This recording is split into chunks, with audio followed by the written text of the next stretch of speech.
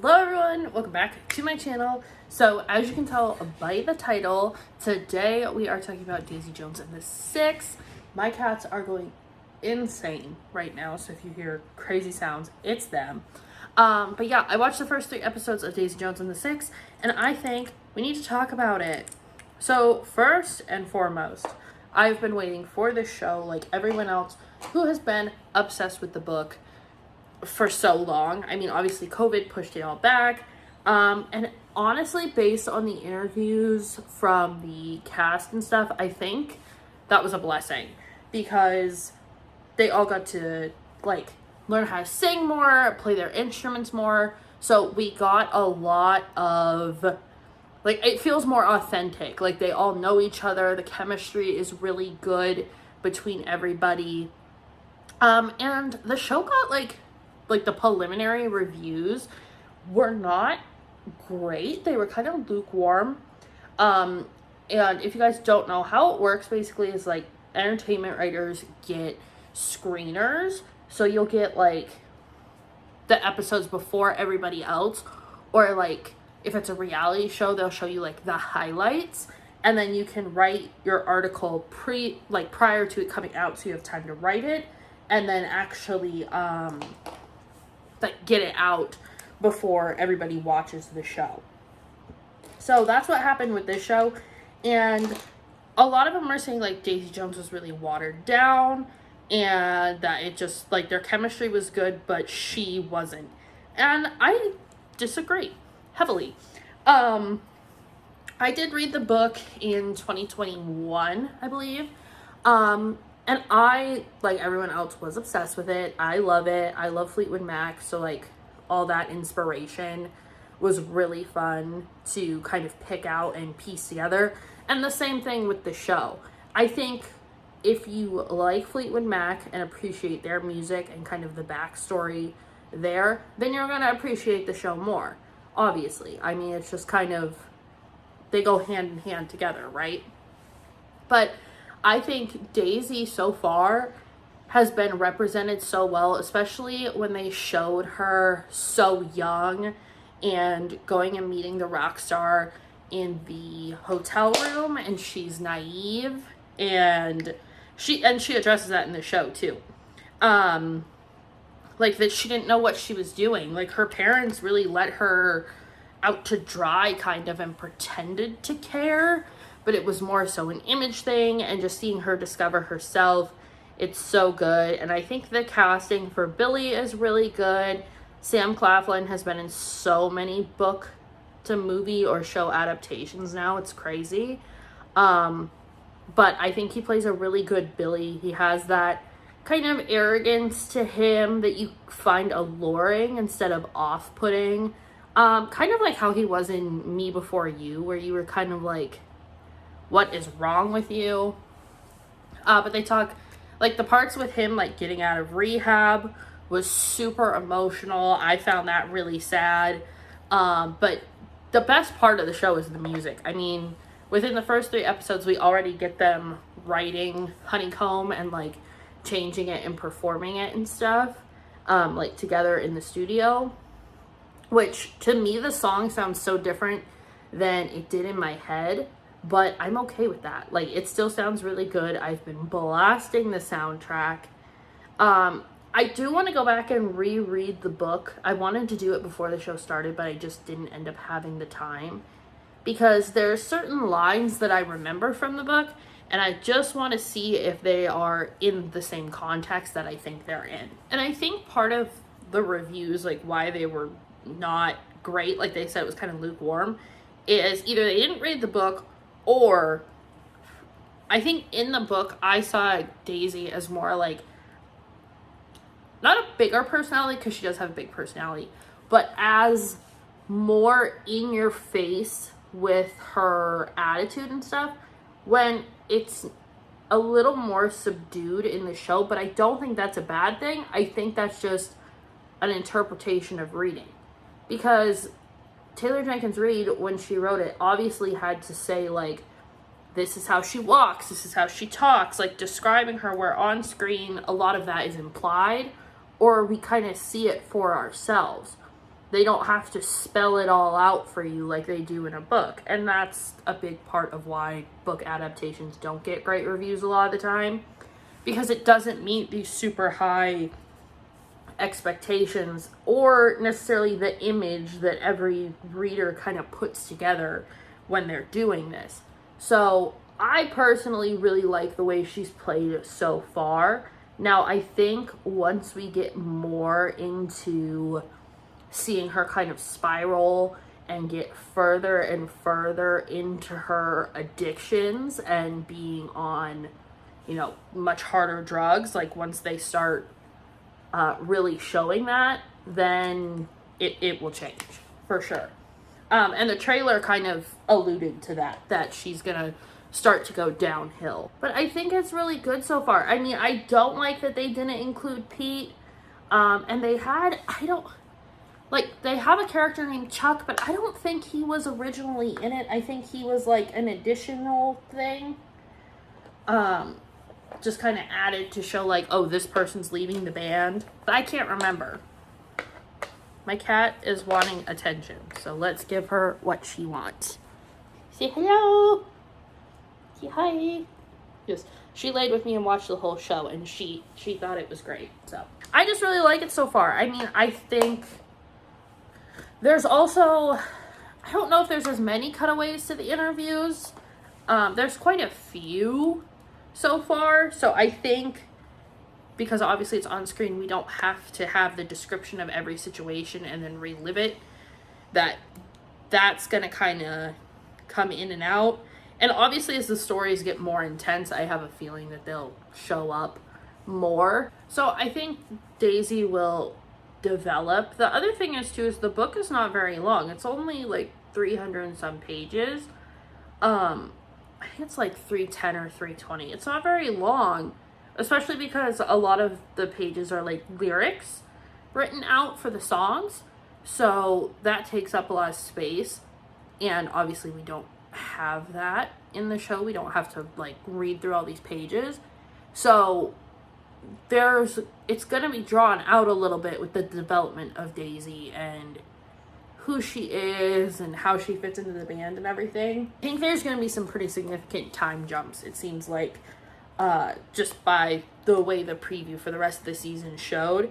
It's not going to be as pulled out with every little detail. I'm excited for it, and obviously excited enough that I'm doing a whole video on it. I won't lie, there's still some things that I'm skeptical about with the show. I'm wondering if they will show Karen's situation. I won't say it because I don't want to spoil the book, because I know a lot of people are just getting into the book right now. But I hope they do, just for destigmatization, all that jazz. I'm happy that they are showing, what's her name, Nina? Like figuring out who she is, and people in the music industry not respecting her and having to find her place as an artist, and what it means to be like a Black woman in the music industry in the 70s. But obviously with Taylor Jenkins Reid like stating unequivocally that the show is but inspired by Fleetwood Mac, I think there's gonna be some pushback. Like, I've kind of already seen it on Instagram. They're like, Stevie Nicks should sue and all these things. And I'm like, I'm sure that their legal team has already gone through all the proper channels to make sure that can't happen. Just because studios are smarter than they pretend to be. Let's be real here. Like, I think people think that they just throw stuff on TV. Like, no, they go through a very long legal process to do anything. And that was kind of the same with Pam and Tommy. Like, people were like, Pam Anderson should sue, but she couldn't because of the way that everything worked out when she sold the rights to the tape and all the legalities with that. As much as I like it because it's about them, it's also just super good. I mean, Reese Witherspoon's studio is the one who's producing it, So obviously it's going to be well done. I don't think Reese Witherspoon has really done anything that hasn't landed, except where the crawdad sings. I know people weren't like super enthused with that, but people didn't really like that book either. That's the nice part, is everything is subjective. But things I'm expecting, I'm interested to see how they, like, between this episode and the next, because it does come out weekly, which is dumb, by the way. I just want it all at once. If they jump to the album releasing, or if they'll give us more of the in-between stuff. I'm hoping we get a lot more of the in-between stuff. But I'm very interested to see the photo shoot part of it. And also, people said that Camilla was written differently in the show. I don't think she was. I think so far she's been pretty standard. I didn't like her in the book, really. I didn't like her that much. But in the show, I think she's done fairly well. People were like really ripping into the actress whose name is also Camilla, or Camila, but they're like ripping into her, saying she's not good. I think she's playing the role really well. She looks exactly like I envisioned. So yeah, I don't really know what. Sometimes I feel like, did we watch the same show? Like, that's how I feel about a lot of reviews. And sometimes I think highly anticipated shows get bad reviews because people don't do their homework. Like, I did an article about Daisy Jones and the Six. It was so fun, and I'm hoping to write more about it. But I also wrote about it because I've read the book, and it was one of my favorite books. So I wanted to explore the show, and I did not get a screener, so I had to do research and then write stuff about it. Makeup and fashion wise, I love everything so far, and I'm interested. I think the makeup is gonna tell a little bit of the story, and this might be biased because I'm just a makeup person, but everything we've seen with Daisy right now has been like very clean, even when she's going to parties. Like, very clean, kind of no makeup, that very, like, hippie, sort of just light, bright, nothing too heavy. And then I've seen in the previews and stuff, when she's on stage and kind of becoming this rock star that she's always dreamed of being, it gets really dark. So I think that's going to kind of tell us the direction she's going in her life. But I'm just hoping that they don't shy away from anything, that it's all kind of out there for us to see. I mean, they haven't shied away from Billy's addiction yet. Oh, and I also already hate, I can't think of his name. It's not Graham, because that's Billy's brother. And it's not the drummer, it's the other guy. I already know that I don't like him. Like, the way he acts like he was bigger than the band and like better than Billy and stuff, but seeing why he feels that way within the first couple episodes, I'm like, oh, okay, I don't remember that from the book, but that makes a lot more sense now. Thing is I'm biased because I do love the book so much. I'm very critical about my book to show adaptations. Like, I've never read Me Before You, but I love the movie, so I don't want to read the book.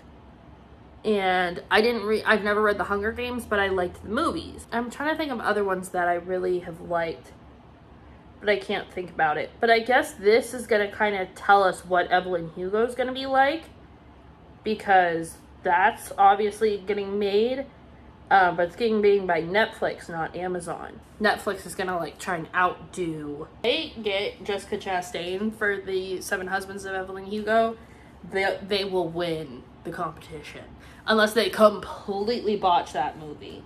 But now I feel like they should make Malibu Rising into a show or movie, because that one could be a movie. Because there's some crossover there. Like, I'm hoping there'll be Easter eggs in this one to other books, just like there is in the books. But I did read a thing that legally it might not be able to happen because Netflix has the rights to Evelyn Hugo.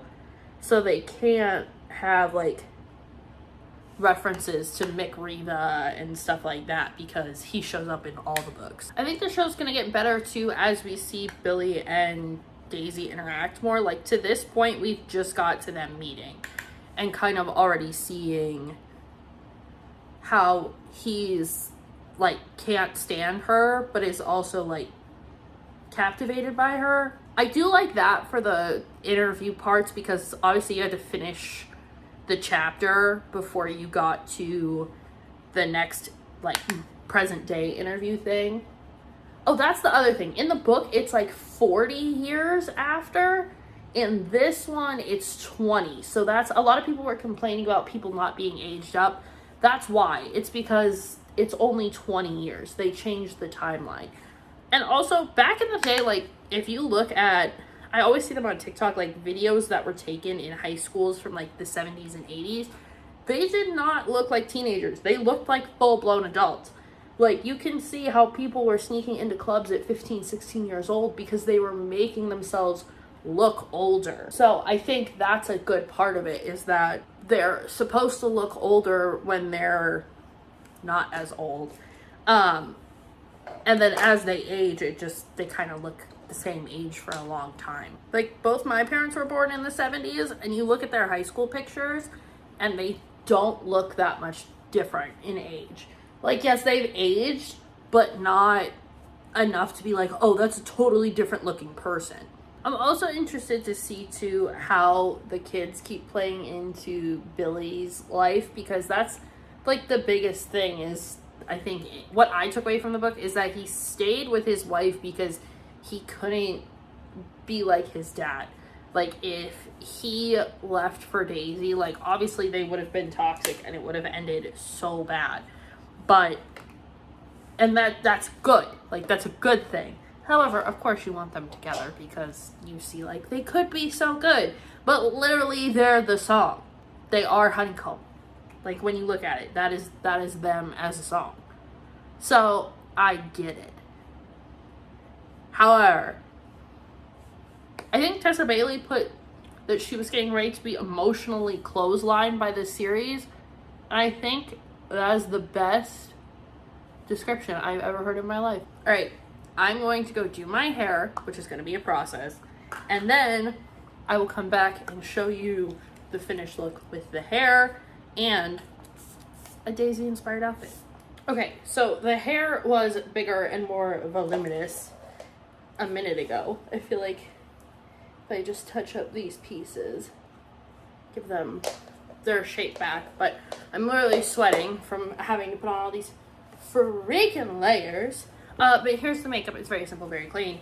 Like I said, then put on this giant hat to hide the hair situation, and these. And I feel like it fits the general vibe of the show. So if you liked this video, make sure you comment down below. If you want me to talk about the next episodes, let me know, and I will see you guys in the next one.